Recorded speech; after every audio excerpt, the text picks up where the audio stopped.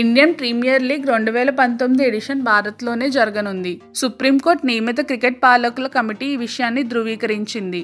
ఎప్పట్లో April మొదటి వారంలో కాకుండా మార్చి 23న ఐపీఎల్ ప్రారంభమవుతుందని కమిటీ వెల్లడించింది. త్వరలోనే వేదికలను ప్రకటిస్తారు. లోక్సభ ఎన్నికలు ఉండడంతో భద్రత కల్పించడం కష్టమవుతుందని, పొట్టి క్రికెట్ లీగ్ను విదేశాలకు తరలిస్తారని ఊహాగానాలు వచ్చిన సంగతి తెలిసిందే. మ్యాచ్లు తరలించాల్సిన అవసరం వస్తే బ్యాకప్ వేదికలు సిద్ధంగా ఉన్నాయి. కేంద్ర రాష్ట్ర ప్రభుత్వాలు భద్రతా సంస్థలను సంప్రదించాకే నిర్ణయం తీసుకున్నాం. ఎన్నికల ప్రక్రియల తేదీలు ప్రకటించిన తర్వాత సభలు, పోలింగ్, ఓట్ల లెక్కింపుల వల్ల ఎలాంటి ఇబ్బందులు తలెత్తకుండా బ్యాకప్ వేదికలు ఎంచుకున్నాం అని వినోద్ రాయ్, డయానా ఎడుల్జీ నేతృత్వంలో పాలకుల కమిటీ వెల్లడించింది. ఇంతకుముందు 2010లో ఐపీఎల్ను మార్చిలో ఆరంభించారు. సాధారణంగా అయితే ఏప్రిల్లో మొదలై మే చివరి వారంలో ముగుస్తుంది. ఈసారి మే 30న ఇంగ్లాండ్లో వన్డే ప్రపంచ కప్ సైతం ఆరంభం అవుతుంది.